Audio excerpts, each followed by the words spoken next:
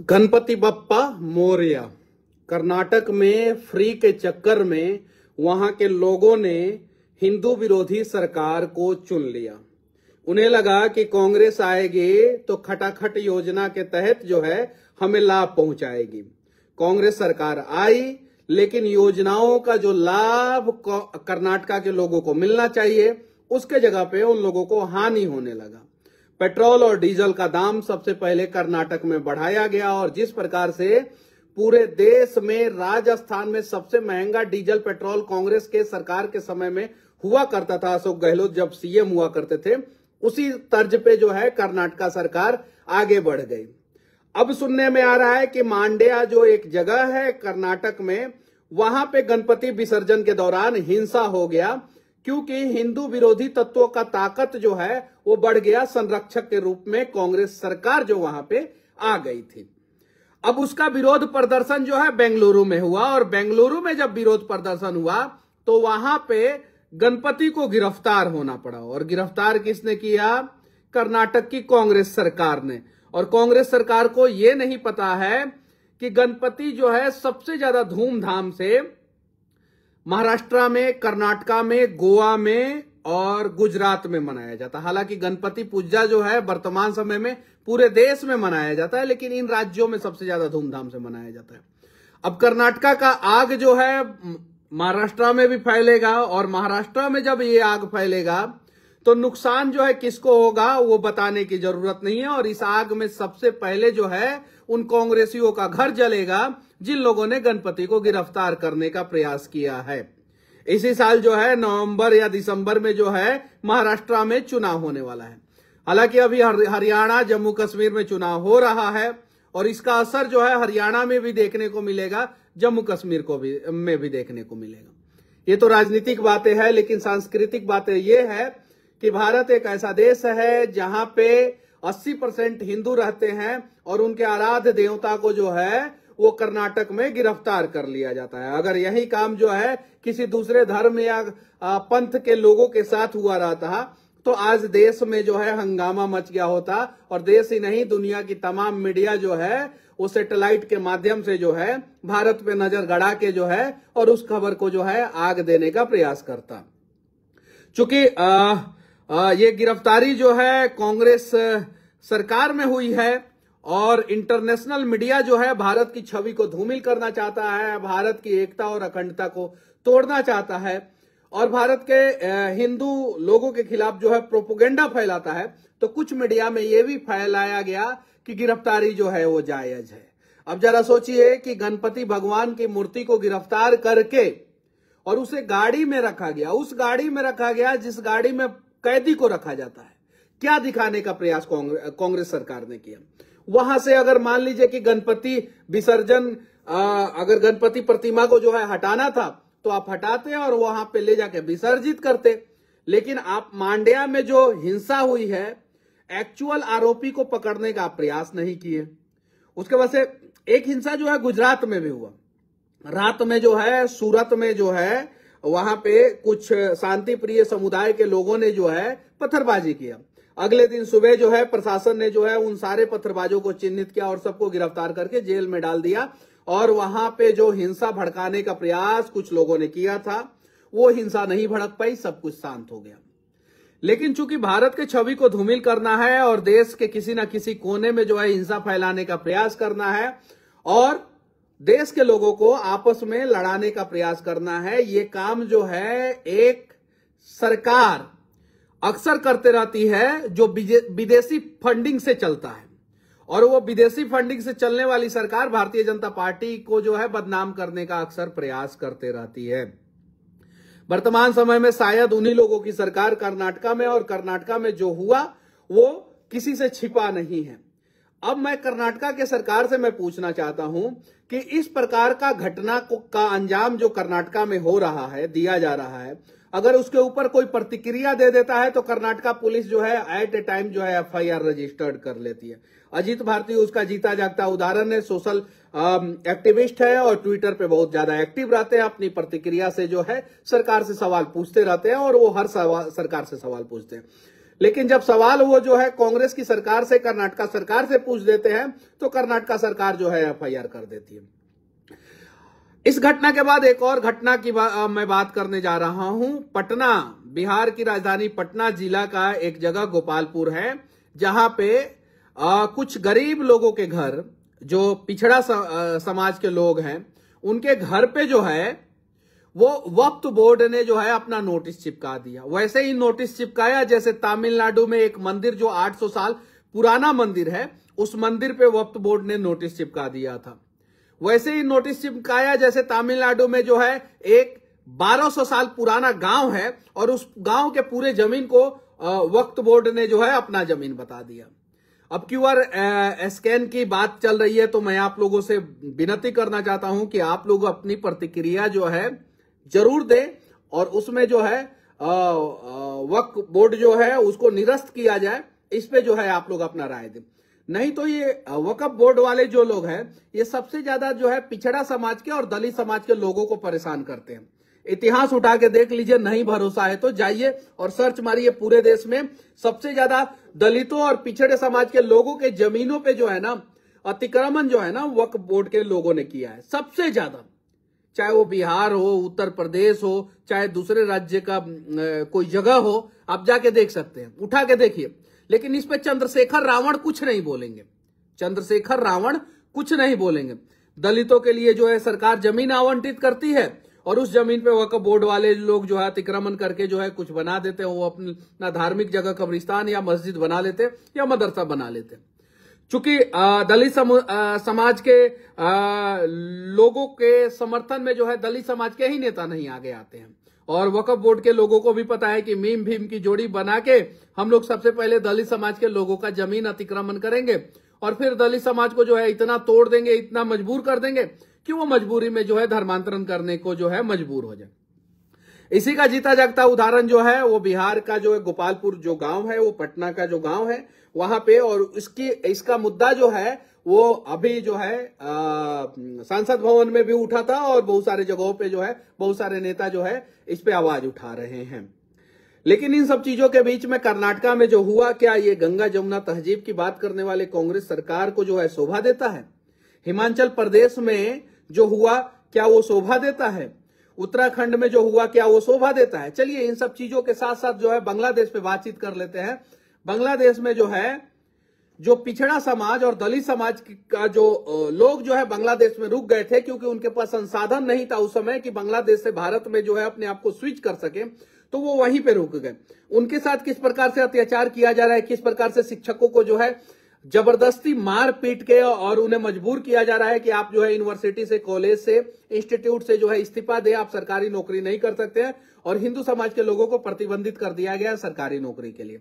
साथ ही साथ बांग्लादेश में एक पिछड़े समाज के जो है व्यापारी थे जो संघर्ष करके अपने बिजनेस को बड़ा किए थे और बहुत सारे बांग्लादेशी मुसलमानों को जो है रोजगार दिए थे। और जब रोजगार दिए थे तो सबसे पहले जिन मुसलमानों को रोजगार दिए वही मुसलमान उनके घर में घुस के जो है उनकी हत्या कर दी। जरा सोचिए, इस पे जो है कांग्रेस सरकार का कोई भी पार्टी का नेता जो है कुछ नहीं बोल रहा है। एक और मैं घटना के बारे में आप लोगों को बताना चाहता हूं। बंगाल में ममता बनर्जी का घड़ियाली आंसू जो है वो डॉक्टरों को डरा रहा है या डॉक्टरों से जो है डर गया है, समझ में नहीं आ रहा है। कह रही है कि मैं इस्तीफा दे दूंगी, अगर आप लोगों को इस्तीफा चाहिए तो दे दीजिए ना भाई। पूरा देश कह रहा है कि ममता बनर्जी आप इस्तीफा दे दीजिए, लेकिन आप इस्तीफा दे ही नहीं रही हैं। अभी लालू यादव जी जो है मेरा वीडियो देख रहा है, ये अब कौन से लालू यादव जी हैं? ये वो वाले लालू यादव जी है जो बिहार के मुख्यमंत्री रहने के बावजूद जो है अपना किडनी का ऑपरेशन सिंगापुर में और बाईपास सर्जरी जो है मुंबई में कराते हैं, या दूसरे लालू प्रसाद यादव जी है? मुझे समझ में नहीं आ रहा है। चलिए ठीक है, लेकिन मैं आप सभी से, जितने लोग, पवन भाई, कुमार पिंटू, भूपेंद्र यादव आजमगढ़, अनुभव शाह, जितने भी लोग मेरे वीडियो देख रहे हैं, मैं आप लोगों से विनती करना चाहता हूं कि योगी जी ने कहा था कि बटोगे तो बाकी आप सभी को पता है, तो बटना नहीं है, हमें एक रहना है। और इसका मतलब ये नहीं है कि हम किसी दूसरे धर्म के लोगों को जो है वो दबाने का प्रयास करेंगे। हम किसी दूसरे धर्म के लोगों को दबाने का प्रयास नहीं करेंगे, हम उनका भी मदद करेंगे जैसे योगी जी करते हैं।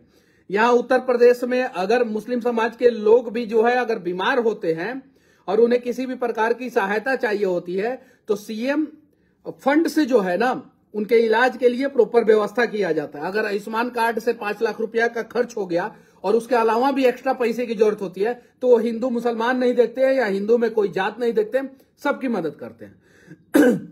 लेकिन जब अपने पे बात आ जाती है तो आवाज तो उठाना ही पड़ेगा। बात कर्नाटका में हो, चाहे बंगाल में हो, चाहे उत्तराखंड देवभूमि में जो हिंसा हुई है वो हो, या हिमाचल प्रदेश हो, या हरियाणा का मेवात और नूह जगह हो, जहां पे जो है अक्सर हिंसा होते रहती है अक्सर, और जहां पे पूरे देश में सबसे ज्यादा साइबर फ्रॉड जो है मेवात और नूह से ही होता है, या जम्मू कश्मीर में जो है कश्मीरियों का पलायन हो, इन सब चीजों के लिए हम लोगों को आवाज उठाना चाहिए। और अगर आवाज नहीं उठाएंगे तो सबसे ज्यादा जो है आज परेशान कौन हुए, आज मैं इस वीडियो के माध्यम से मैं बता देना चाहता हूं। सबसे ज्यादा दलित समाज के और पिछड़े समाज के लोगों को परेशानी हुई, सबसे ज्यादा। डेटा के साथ मैं इस पे बातचीत कर सकता हूं। अब जरा सोचिए कि जो दलित समाज के और पिछड़े समाज के लोगों का रेगुलर जो बिजनेस था, वो बिजनेस पे किसी और ने कब्जा कर लिया, और आज जो वो लोग मजबूर हो गए, या तो सरकारी नौकरी और नहीं तो नौकरी नहीं मिले तो किसी कंपनी में जाके जो है 300 से लेके 500 1000 रुपया का दिहाड़ी मजदूरी करना पड़ रहा है। तो ये सारी चीजों को समराइज करने की जरूरत है और समझने की जरूरत है, और हमें एक होने की जरूरत है। और जिस दिन हम लोग एक हो जाएंगे, सारे समस्याओं का समाधान हो जाएगा। एक भाई जो है बबलू सिंह बिहारी लिख रहे हैं, हिंदू राष्ट्र कब बनेगा भाई भारत? हिंदू राष्ट्र से ज्यादा जरूरी है हमारी एकता। अगर हम एक रहेंगे तो सब कुछ ठीक है। आज कुछ लोग जो है भारत में बैठे हुए हैं और उनकी मानसिकता जो है ये है कि हम लोग जो है गजवा हिंद करेंगे, भारत को पाकिस्तान बनाएंगे, अफगानिस्तान बनाएंगे। आप देखिए अफगानिस्तान की स्थिति क्या हो चुकी है, तालिबान ने स्थिति क्या कर दिया है। वहां पे जो है 1% लोग खुश हैं जो सरकार में है, बाकी 99% लोग दुखी हैं। बांग्लादेश में आज जो है मुस्लिम महिलाओं को सड़कों पे दौड़ा दौड़ा के मारा गया है। आज का वीडियो वायरल हुआ है, मुस्लिम महिलाओं को बांग्लादेश में दौड़ा दौड़ा के मारा गया है। आप पाकिस्तान की स्थिति देख लीजिए, पंजाब प्रांत अलग अपने आप को बोलता है, बलूचिस्तान अलग बोलता है, गिलगिट बाल्टिस्तान जो अलग है वो अपने आप को अलग करना चाहता है। तो ये सारी चीजें समझने की जरूरत है। और अगर भारत में है तो भारत में होके जो है एक होइए। मैं आज गोरखपुर में जो है दीनदयाल उपाध्याय यूनिवर्सिटी में गया था। वहां पे एक मुझे मुस्लिम छात्रा मिली जो पढ़ाई कर रही थी और उनको ट्राईसाइकिल दिया गया था। मैंने पूछा कि आपको ट्राईसाइकिल किसने दिया, तो उन्होंने साफ साफ बोला कि योगी आदित्यनाथ ने दिया। तो मैंने बोला कि ओवैसी साहब ने अपना जमीन जत्था बेच के जो है अपने प्रॉपर्टी से क्यों नहीं ट्राईसाइकिल दिया मुसलमानों को? तो ये लोग सिर्फ और सिर्फ मुसलमान की राजनीति करेंगे, मुसलमान को जो है इस्तेमाल करेंगे, ये स्लीपर सेल की तरह, आतंकवादी की तरह और दंगा भड़काने वाले की तरह, पत्थरबाजों की तरह, और उससे जो है इनकी रोजी रोटी चलेगी और मुसलमानों का जो है भविष्य बर्बाद होगा। तो आज मैं उन लोगों से कहना चाहता हूं, गुजरात में जो मुसलमान है, आज पूरे भारत में सबसे ज्यादा सुखी संपन्न मुसलमान गुजरात के हैं। तो उन लोगों ने जो है मोदी को एक्सेप्ट किया और आज जो है मुंबई से जो है अहमदाबाद आ जाइए, रास्ते में दोनों किनारे जितना होटल दिखेगा, चाहे वो भोला ढाबा हो, शंकर ढाबा हो, वैष्णो ढाबा हो, जो भी ढाबा हो, उसमें से 90% होटल जो है ना हिंदुओं के नाम पे है। 100% होटल हिंदुओं के नाम पे है और 90% होटलों के मालिक लगभग जो है ना वो मुस्लिम है, और सब लोग जाके जो है वहां पे खाना खाते हैं, कोई दिक्कत नहीं है।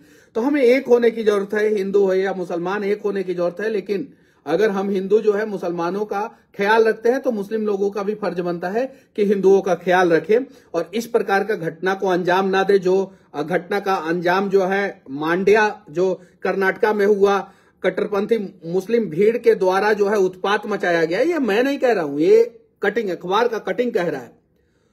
ये अखबार कह रहा है कि कट्टरपंथी मुसलमानों के द्वारा जो है उत्पात मचाया गया और भगवान गणेश की मूर्ति पर पत्थर फेंकने के तुरंत बाद दिल दहला देने वाला तस्वीर जो है ऑनलाइन सामने आई और उसका विरोध प्रदर्शन हुआ बेंगलुरु में, और वहां की सरकार जो है वो गणेश जी को ही जो है वो गिरफ्तार कर ली। और देखिए एबीपी न्यूज का कटिंग है कि गणपति जुलूस पर पत्थर फेंके, दुकान शोरूम में लगाई आग, कर्नाटका के मांड्या में हिंसा। क्या जिन दुकानों में आग लगाया गया था या जिन शोरूमों में आग लगाया गया था या जिन फुटपाथ पे रेडी पटरी वाले को परेशान किया गया था, उनका जात पूछ के परेशान किया गया था?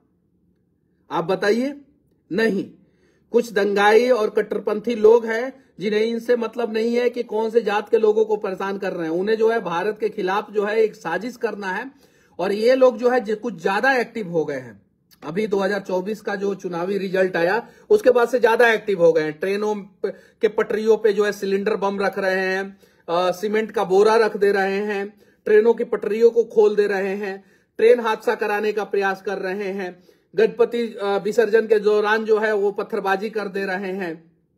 उसके बाद से देश में जो है रेप की घटनाएं आज के समय में थोड़ी सी बढ़ी हुई है, क्योंकि बहुत सारी जगहों पे वीडियो बने, बहुत सारी चीजें। तो इन सब चीजों को समझने की जरूरत है, और जो विघ्नहर्ता जो है हम लोगों के सारे दुखों को दूर करते हैं, आज उनकी मूर्ति को अगर कर्नाटक सरकार ने गिरफ्तार किया तो यह दुख की बात है।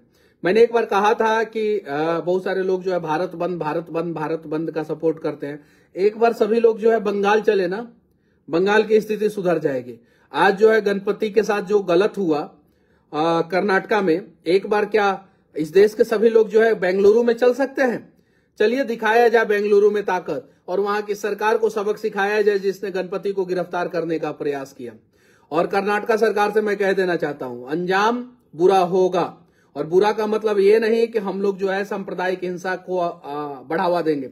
हम कभी ये नहीं चाहते, क्योंकि देश हमारा है और देश का नुकसान हम किसी भी हाल में बर्दाश्त नहीं करते। लेकिन अंजाम बुरा होगा कांग्रेसी नेताओं का, अंजाम बुरा होगा कांग्रेस की सरकार का, और आज नहीं तो कल जो है कर्नाटक से वहां के लोग जो है कांग्रेस की सरकार को उखाड़ फेंकेंगे। और कर्नाटक में जो हुआ, इस चीज का असर जो है महाराष्ट्र के चुनाव पे पड़ेगा, और महाराष्ट्र में जो है एनडीए की सरकार भारी बहुमत से सरकार बनाएगी, क्योंकि उन्हें महाराष्ट्र में अपने गणपति को गिरफ्तार होते हुए देखना पसंद नहीं आएगा। बाकी कर्नाटक की घटना पे आप लोग क्या सोचते हैं? बंगाल की घटना पे क्या सोचते हैं? ममता बनर्जी को इस्तीफा देना चाहिए कि नहीं देना चाहिए? इन सब चीजों पे जो है आप लोग अपना राय जरूर रखें। संतोष कुमार सच, आप डर गए का तेज सभी क्या क्या लिखते हैं। चलिए ठीक है। और मैं आप लोगों से विनती करना चाहता हूं, हमें देश को मजबूत करना है। तो देश को मजबूत करने के लिए हमें कुछ भी अगर प्रदर्शन करना है या किसी भी प्रकार का, तो हमें कानून को हाथ में लेके नहीं, कानून को साथ में लेके प्रदर्शन करना चाहिए, और सरकारों से सवाल पूछना चाहिए। और ये कुछ मतलब कि दंगाई लोगों को जो है ये बात समझ में नहीं आता। तो आज नहीं तो कल होगा, हर संकट का हल होगा और हर दंगाइयों का व्यवस्था होगा। बाकी आप लोगों से एक और सवाल जाते जाते पूछना चाहता हूं कि बुलडोजर का आविष्कार किसने किया था? वो बुलडोजर वाले बाबा जो है वो अगर कर्नाटक में पहुंच गए तो इस प्रकार का करतूत को अंजाम देने वाले लोगों का हश्र क्या होगा, आप सोच भी नहीं सकते हैं। जय हिंद।